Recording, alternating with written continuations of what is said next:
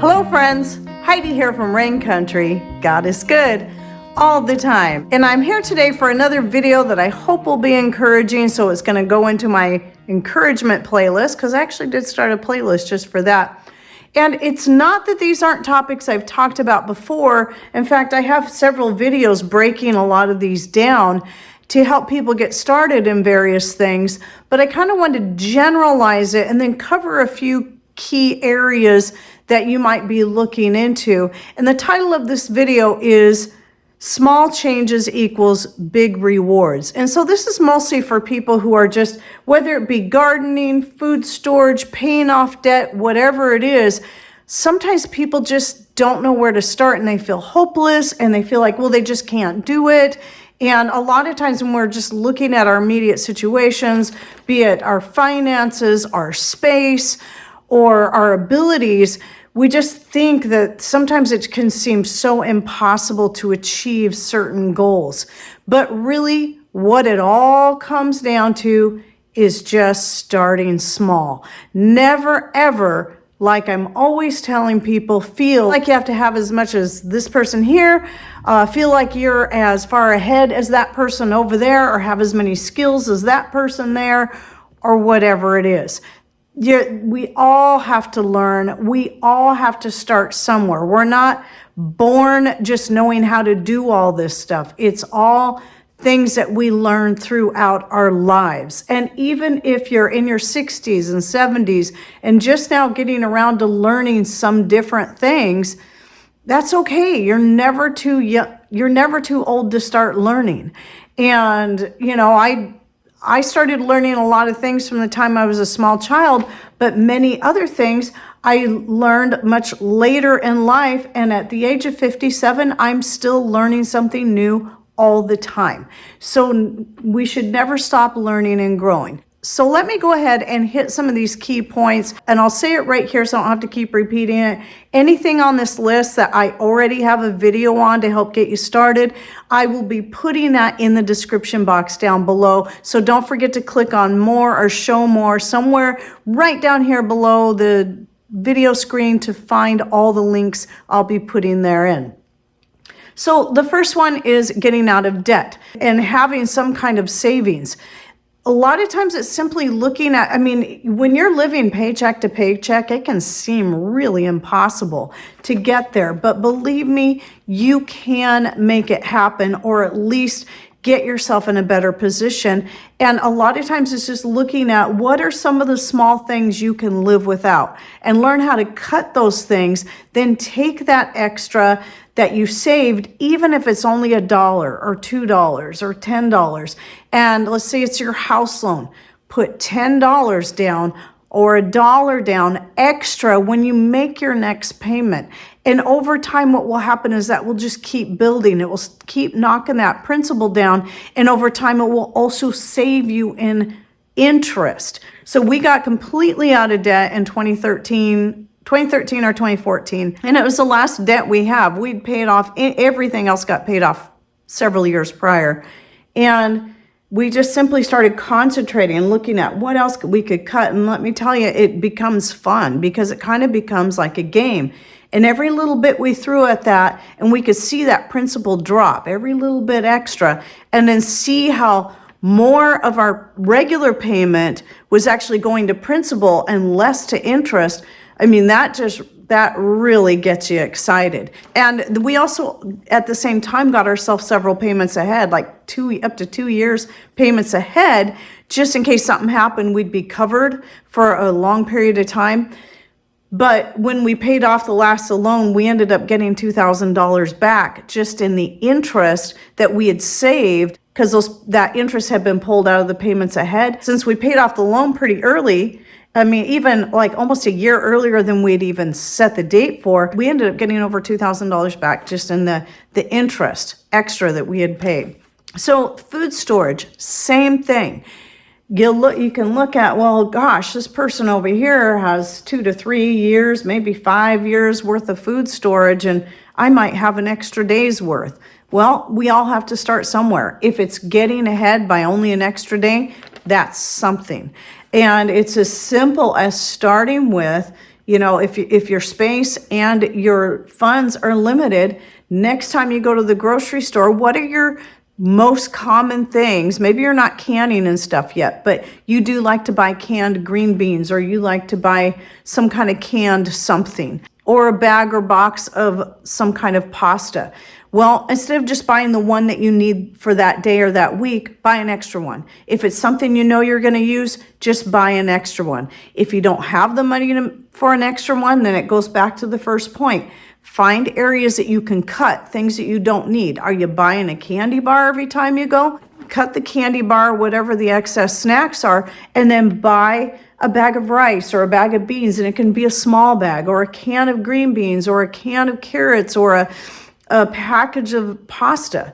It's that easy, and just start building on it. And as you watch your pantry start to build up, then the same principle will happen, that snowball effect. It'll get you excited, and you'll start looking for more things that you can live without in order to get yourself ahead on things that you need. And the same thing applies to space. If you're very limited on space, start being creative. And this is one of those I have a video on. Start being creative with your space. And the more creative you get with your space and way to make the most out of what you already have, even if it's just a little apartment or a tiny dwelling, then the more you'll start coming up with new ideas on your own. So I did throw quite a few ideas. Some of them are my own. Some of them are ones I gathered from the internet and got a few screenshots so you could just get some visuals of some ideas of things that you can play with and work with to make the most of your space. So this goes right along with food storage, and that's bulk buying. Because I've had people before say, well, I can't afford to buy things in bulk because it's so expensive. And I always bring this down to spices and herbs, because that's one of the areas you're really going to see a huge difference when it comes to bulk buying. When I first started really getting into bulk buying, that was where I noticed the biggest difference. Because I used to, just like everyone else, used to buy those little, 1 ounce, if that, containers of a spice when I needed it. And they could be $4 or $5 for this one little thing. But then when I first made my first trip ever to Costco with a friend, and I saw that I could spend that same amount and buy a whole pound, I was just elated. And so that's what I started doing. You might not see that great of a difference these days. Commonly what I see for herbs and spices is $20 to $30 for a whole pound of something I'm going to use a lot. So it's not as big of a difference, but even then, if you were to make those cuts that you need to make to save up the money and keep just putting a little bit ahead till you can afford to buy whatever that is, be it cinnamon or pepper or whatever, in at least a 1 pound amount, then buy that 1 pound, and then you look at how much money you've saved. And I covered this and did the math and comparing a few different things in the video I did on getting into bulk buying. And that really helps when you understand how that works, because then the next step is the money you saved by buying that bulk package. Now you won't have to buy a whole bunch of those little tiny ones anymore. Now the money you saved not having to do that can go into buying another bulk item. And again, you build from there. Food preservation. So this is like learning about food preservation and starting to do it. It can seem very daunting, especially, if you're looking at cost of things such as buying all the equipment you need for canning and then having to learn how to do that. That can seem very daunting. And if you're looking at getting a freeze dryer and you haven't started preserving anything, don't. Put that off for very, very last. That should be the very last thing you even consider, because it is the most expensive with the least amount of overall benefits coming back to you. A lot of people love it. I'm not putting it down that way, but you got to look at your space. If you're limited on space and limited on funds, that is the very last thing you should be looking at. The very cheapest and space-saving thing to start with is dehydrating, because you can do dehydrating without even buying any special fancy equipment, especially when you're dehydrating things like fruits, vegetables, and meats, because you can do all that just in your oven. The very first thing I ever dehydrated was some elk jerky, or deer jerky, that is. Patrick had got a deer, and we were packaging and freezing a lot of it up, and I decided to take some of it and for the first time make my own jerky. So I marinated it, and I didn't have a dehydrator at the time. I just did it in my oven. There's plenty enough you can do in your oven. Just you set it at the lowest temperature, crack your door open a little bit, and just let the things dry and keep going back and checking on them. It's a good place to start. And there's many other ways that you can dry without costing yourself any more money, and then, or at least invest in something very inexpensive. And it doesn't have to even be buying a dehydrator like I have back here. I have two right here of the same one stacked on top of each other, but I also use my wood stove quite a bit in the winter time when I've got a fire going. So there's a lot of things you can do that don't have to cost an arm and a leg. And again, another thing I have a video on various ways to dehydrate, which include things like your own homemade things, using an old screen door, for example, and setting it up on a couple of blocks and laying your stuff in the sun. There's another way that doesn't have to cost anything. So dehydrating, as I've said many times, is the best place to start when it comes to preserving food, because it's easy and it takes up the least amount of space, and it's the cheapest form of food preservation to start with. And then you can build from there and start developing your skills. So skills is the other thing I have on the list. And, you know, a lot of people, again, are just like, well, I have no skills. Well, how does anyone get skills? Again, just like anything, we're not just born into knowing how to crochet, knit, sew, can, cook from scratch and all this. We have to be taught or learn on our own. And some of this can simply be by just doing and experimenting. But let's say you've never cooked anything from scratch and you've always used box mixes for bread type items like muffins and pancakes and breads. Well, I say the easiest thing to start with there is pancakes. You can't go wrong with that. Typically, you're looking at a couple cups of flour to about a tablespoon of baking powder, throw in an egg or two, throw in enough liquid to get it the right consistency, and a little bit of salt. And then whatever else you want to put in there, you can add seeds, you can add some powdered up apples from the apples you dehydrated, powdered up zucchini for nutrition, whatever you want. I'm always just playing it by ear whenever I throw pancakes together. Sometimes if we have bananas that are going old, I'll mash up a banana and throw it in there. It's really easy. Oh yeah, I need fat. It's best to add some kind of fat, you know, be it coconut oil, avocado oil, almond oil, whatever your favorite is, little bit of that. And just learn one of the simplest things you can make from scratch. In fact, when I was 9 years old, the very first thing I ever made from scratch, I had just got home from school. I was hungry like I always was when I got home from school. Mom wasn't home. She was still at work. And I decided I really wanted cornbread. And I'd never made anything from scratch before, but I knew the instructions were right there on the box. So I followed the instructions and I made my first totally scratch made pan of cornbread, and it was delicious. It was the best cornbread I had ever eaten because, and I know why, it was because I had made it myself. And it was so exciting that I had learned something. I taught myself something just by doing it and reading the directions without any outside help. And the same thing goes with sewing, crocheting, or anything. You all have to start somewhere. I have videos where like crochet 101, where you just start with the very, very basics and you work your way up. And same thing goes with sewing and knitting. And any of your skills, you have to start somewhere, but you're never going to learn them if you don't at least start.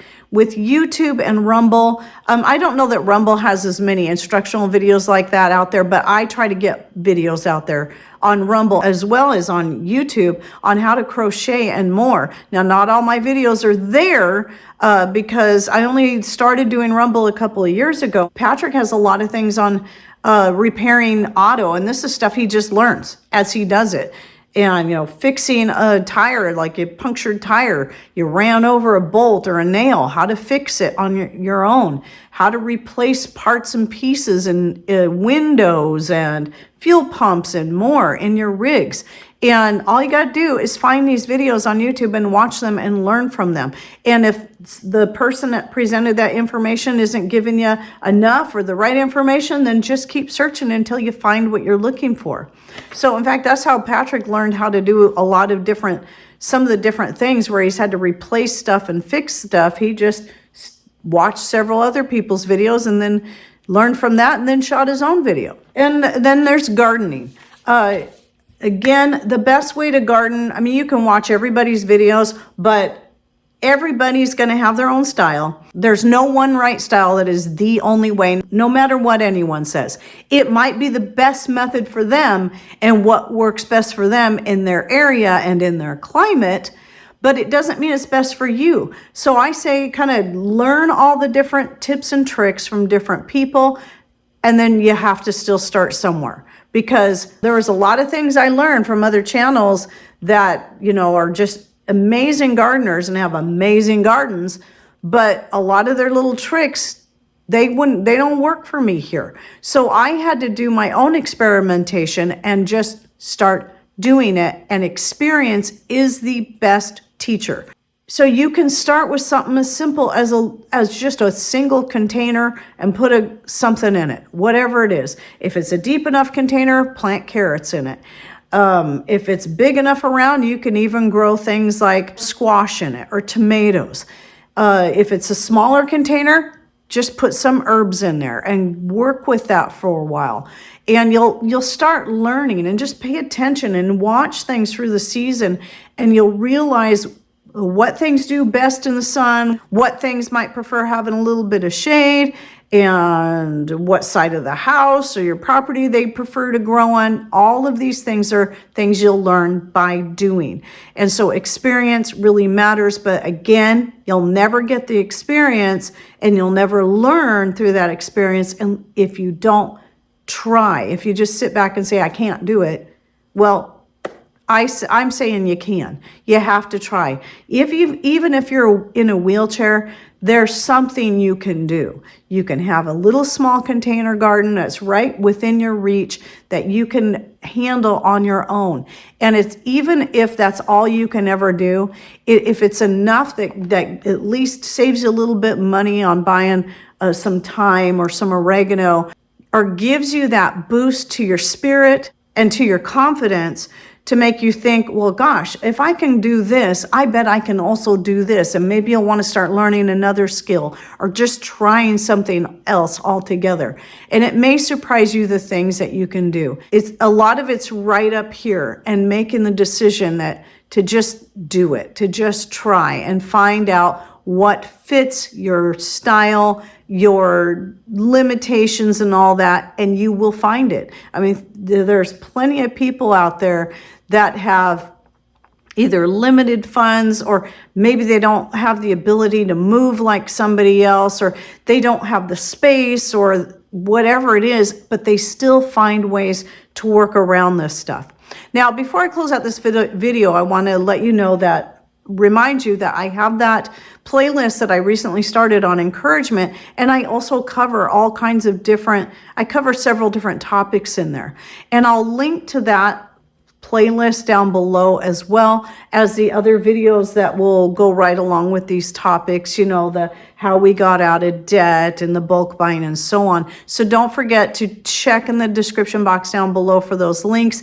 And please, anyone who has some added encouraging tips, or even your own little story you would like to share where you thought, gosh, I don't think I'll ever be able to do this, and then you finally jumped in and tried, and you surprised yourself at what you were able to accomplish, please share your stories down below so others can read it and learn from you as well. And thanks for watching. Take care, and God bless.